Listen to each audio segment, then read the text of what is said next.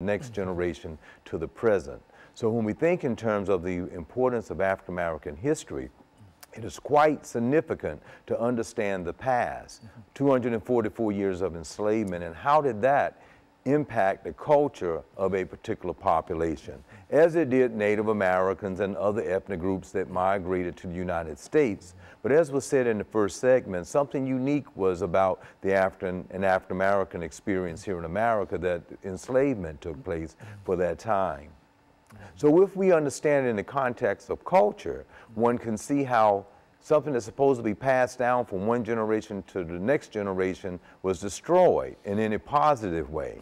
And that was strategically done in an effort to kind of control a group of people to enslave them. And there's much literature out there that one can bring up and discuss and look at that. And I think one of the significant reasons we have African American History Month or a day or a week, how it should be very much a part of the educational curriculum, so that people can have a focus or idea about that legacy of that culture that was passed down, or not in a fair way passed down, from one generation to the next generation, that could lead into certain thoughts about policies in the present. For instance, on many of our shows, we have talked about the significant amount of crime that exists in America. We have, for instance, 6.5% of African American males that make up the entire population, but 40.2% are actually in prison. Incarcerated. So when we look back at Dr. Charles C. McIntyre's classic book entitled Criminalizing a Race, she looked at it from slavery as coming out of slavery into Reconstruction, and how people were re-entered into the prison system. And now we have the industrial prison complex, where even today 40.2% of African American males are in prison, while they only make up about 6.5% of the entire American population. So we can see these disparities, but we have to systematically understand how they were connected to the past. That's why it is important to understand African American history and kind of connect it to what has happened or not happened fairly over a particular time period. So when we look at social structure, all of the institutions that make up the society, we can connect back early and see how there were a lot of dysfunctions for this segment of the population that was supposed to be passed down from one generation to the next generation, but it was all unfair. So when we look at disparities and statistics today, or social problems and issues that confront us with that particular ethnic group, you can see why, if we can understand how it's connected to what happened in the past to the very present. And that's not to say that a lot of positive things have not improved. With the advent of moving out of Plessy versus Ferguson in 1896, that was a law of the land to keep things segregated, separate but equal, that moved into 1954, given that we are talking about African American History Month, with Thurgood Marshall, that became a Supreme Court justice that helped fight that and to overturn the Plessy case, because it was inherently biased and unconstitutional. And that helped people move forward in a very positive way. However, given the legacy, it also caused a lot of inequity within families who would not have had education, that could not have socialized the next generation in the same way that the dominant group could. So there was a infiltration from the 50s to the 60s as the civil rights movement took place, to the 70s with the Black Power movement, the Black Panther movement, to the 80s and with affirmative action. And now you have the millennials born in the 90s who might have this sense that they don't have any connection to what happened in the past to what's going on right now. And that is very relevant and important for groups of people to know the history, as well as the dominant group. And everyone who's improving, going into law, becoming a congressman or a senator, or even a president, to understand that interconnectedness, because it's in that connecting those dots of what happened to the past to the present that gives us some understanding of what's going on right now in the present. As a matter of fact, as you made those statements, I was thinking that that's essentially what Dr. Woodson was talking about, Carter G. Woodson was talking about. That is, unless we understand and we see the situation of Africans within the context of the American experience, then we really don't understand what America is all about. And I think that I like that statement, those statements there. Yes. And just go on and develop it as you so desire. Okay, and that's so true, but it's important not only for all ethnic groups, because when we talk about African American history, we're talking about a fairness within curriculum. And that was one of the things that I'd actually worked on as a movement in diversity in higher education. And that became institutionalized throughout America with the hopes that in elementary, junior high, high school, and curriculums in higher education would move toward much more information related to diversity among all ethnic groups. I teach a class that's called Minority Group Problems, where we can have a pretty good understanding of every minority group and what are some of the systematic injustices that might occur within the society that might prevent fairness. And some of this might be related to illness, health and wellness, such as obesity rates or heart attacks or high blood pressure.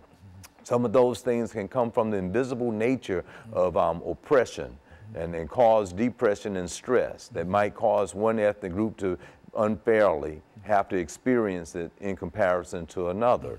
We even look at social class differences, how you can have some who in the upper class and to the upper middle class across all ethnic groups that might have the systems that are present in society in a much fairer way, might have better health and wellness, while those in the lower class and in poverty might be born into a particular situation that would influence certain behaviors, and that behavior might lead to high crime rates, overweight and obesity, and deaths. Very good. And so what we'll do, Doctor, we'll take our second commercial break, and we'll be back with our audience following this very, very short commercial break.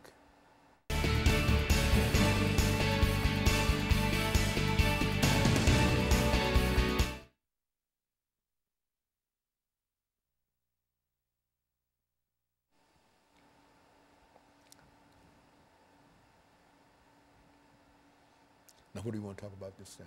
Okay, well, we'll try to bring it to some close. This is the last segment, right? So I talk about in general, play a little historical context, bring up, since it's African American History Month, the people that will contribute to African American history, and then kind of lead it into some solutions and what we have to do, that type of thing. Might be a little closing, all right. Ready when you are. We're ready.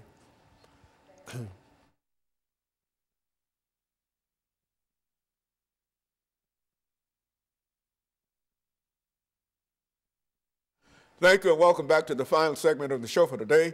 We're talking to Dr. EKSanford from Tennessee State University, and he's giving us some information in reference to the significance of the African American experience in American history. And I think, Doctor, you've already given us a good overview in terms of the experience, some of the experiences of the African American in American history. And I think that one of the things that you talked about has to do with the institution of slavery.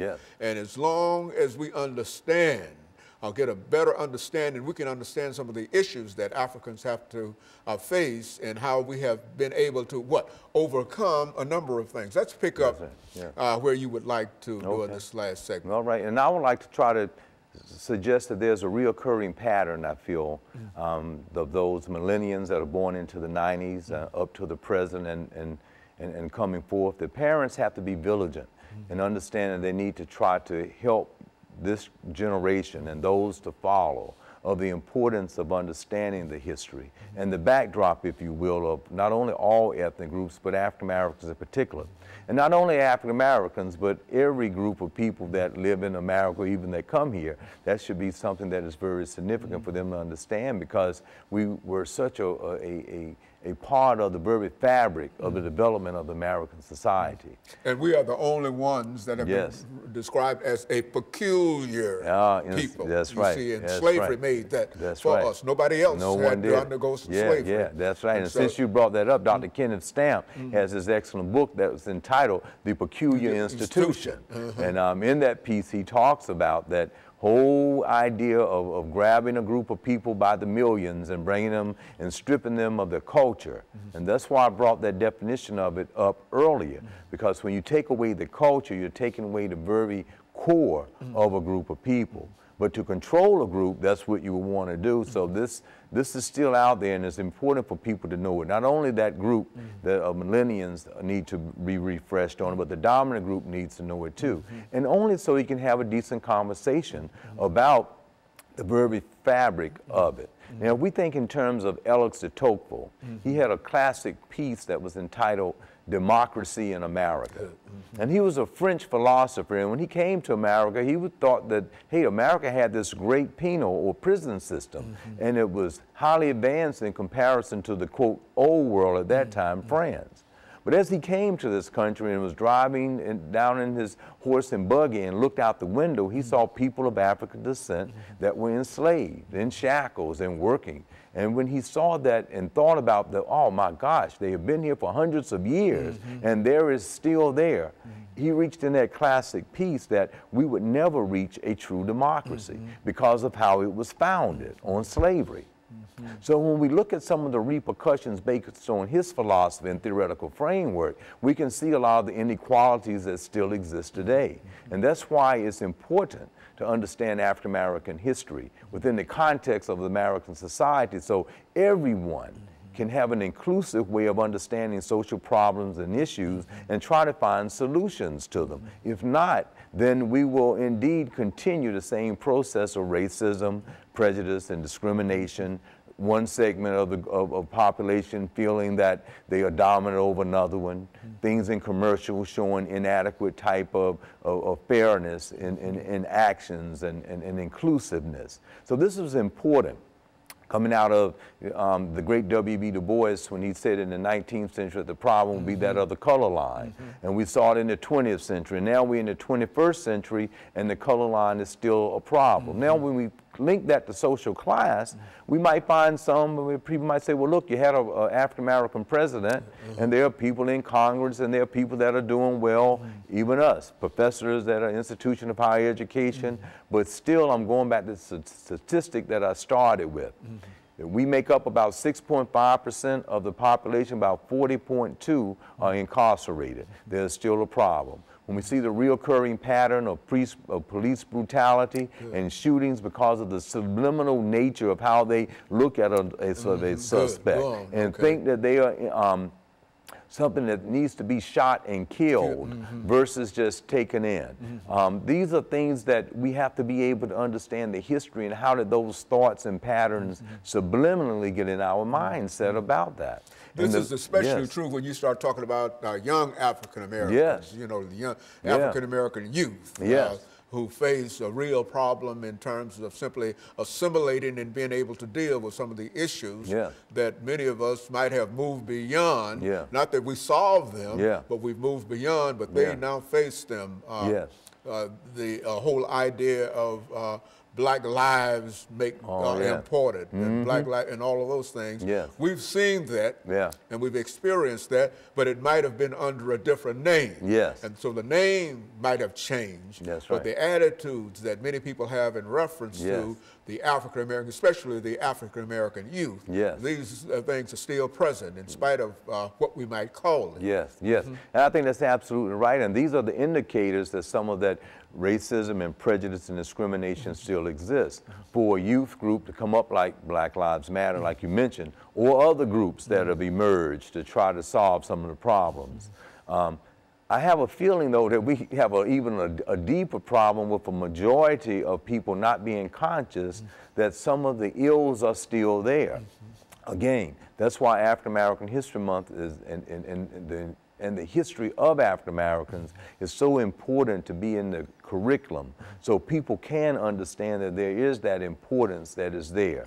And this can be done in literature classes, from understanding African American literature in 1746 to 1865 of the slave narrative. Very important information is there in that context of that time. And then from 1865 to 1919, looking at the Reconstruction era. Let's talk about just literature that is present and out there. Then from 1919 to 1940 of the Harlem Renaissance period. Very important information to know about those that contributed to scholarship and to letters, meaning literature. Right now, with fences out there that will fall into August Wilson and the great literary pieces that he wrote. And now it was on stage and now in film. So those are pieces that our younger people need to be familiar with, but understand that contributions were made. Even before slavery was over, of the slave narrative, that people wrote about their experiences so that we could read about it and understand what was going on during that time period. That led up to the whole civil rights movement of Reverend Dr. Martin Luther King, Thurgood Marshall, of course the great Dr. W.E.B. Du Bois that wrote The Souls of Black Folks in 1903. Can't leave out Adam Clayton Powell and that whole movement, Andrew Young. Even Charles H. Wesley, the great historian that wrote about the history of the African American experience. These are people that have contributed to the social change that we still are able to thrive, made changes for the betterment of others, but we have to know that history of them so that we can continue to move onward and upward. You know, Dr. Sanford, I think that the information that you're giving now is essentially the information that the two of us especially is familiar with. I mean, we know all about this, but so many of our young people. And I think that there's been a movement on the part of many people to think about perhaps avoiding or omitting this aspect of the African experience. As a matter of fact, when you talk about the institution of slavery, you've already indicated that we were there for more than 200 years. But in some of our textbooks, we don't even find that, that kind of experience. And I think the things that we're talking about today is important from the point of view of if people don't understand some of these things, then they really don't understand what America is all about. That's my point of view. That's it. And I'm thinking